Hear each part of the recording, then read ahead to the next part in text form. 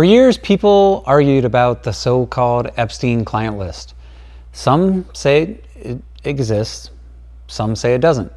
Some say it's sealed, missing, censored, or protected by the same people who protected Epstein himself. Here's the truth most people never hear. There is no single master document labeled Epstein Client List. That's a myth, intentionally created to discredit anyone asking questions. But there are names documented in such things as flight logs, court filings, sworn victim testimony, civil suits, depositions, subpoenaed financial records, the Maxwell trial exhibits, and the 2024 Unsealed documents. Today, we're breaking down only what is verified and publicly confirmed. No speculation, no accusations, no theories, just facts on record. Because if you want the truth, you start with what you can prove. So let's begin. The first category is the most controversial: high-profile figures who appear in Epstein's flight logs. Before I say a single name, one thing matters. Being on a flight log does not prove wrongdoing. Flight logs only confirm association or travel. That's it. Now, here are the names that appear in the court release manifests. Bill Clinton, multiple flights listed between 02 and 03. The Secret Service confirmed travel on some, not all, legs of the trips. Clinton denies knowing anything about Epstein's criminal activity. Prince Andrew, a central figure in the civil litigation, named in sworn testimony, he denies all allegations.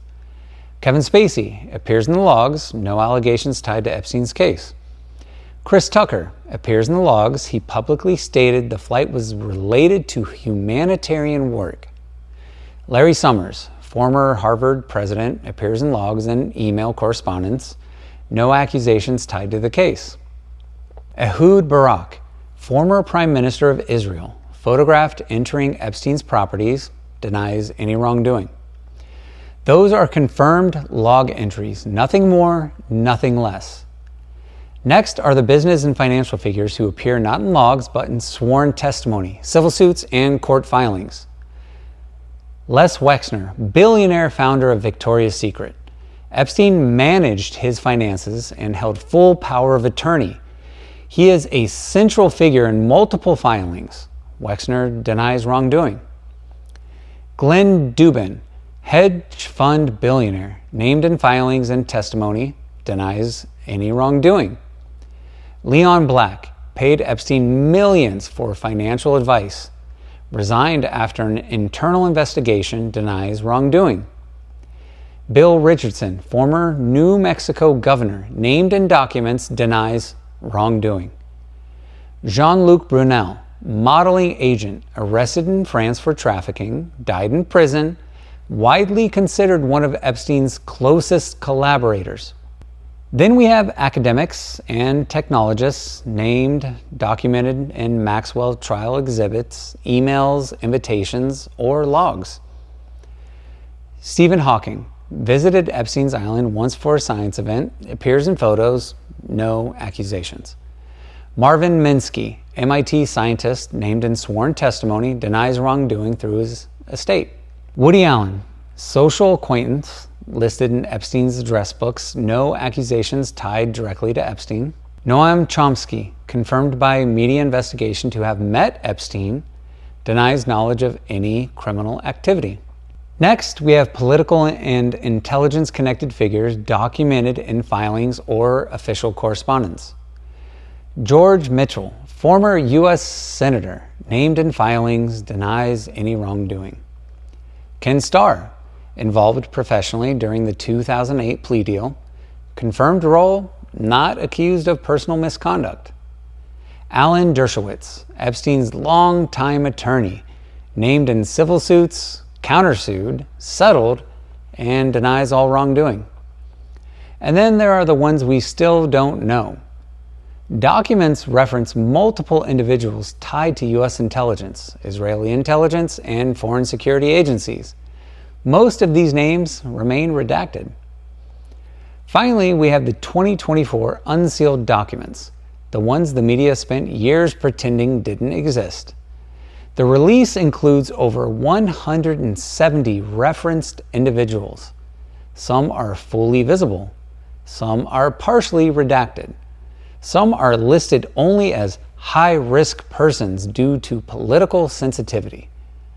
According to the unsealed documents, the types of individuals confirmed include billionaires, politicians, academics, foreign diplomats, bank executives tied to JP Morgan and Deutsche Bank's settlements, Hollywood producers, media executives, and several individuals identified as global influential persons. Only those whose names are fully unsealed can be listed publicly, and those are the ones we're covered today. Here's what all of this proves. Epstein wasn't protected because of who he was. He was protected because of who he could expose. He wasn't the operation, he was the access point, a gatekeeper to political elites, financial elites, cultural elites, and intelligence-connected elites. This wasn't random, it wasn't accidental, it was curated, engineered, protected.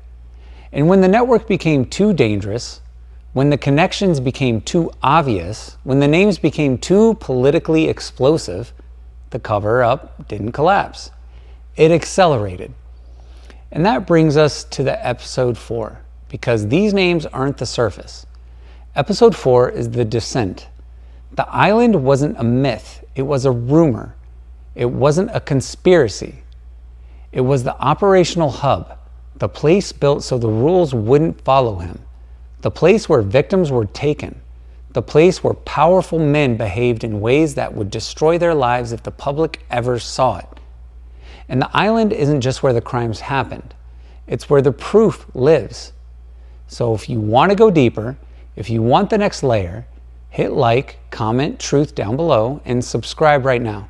Because episode 4 is where the story stops being speculation and becomes undeniable. We're going inside the island.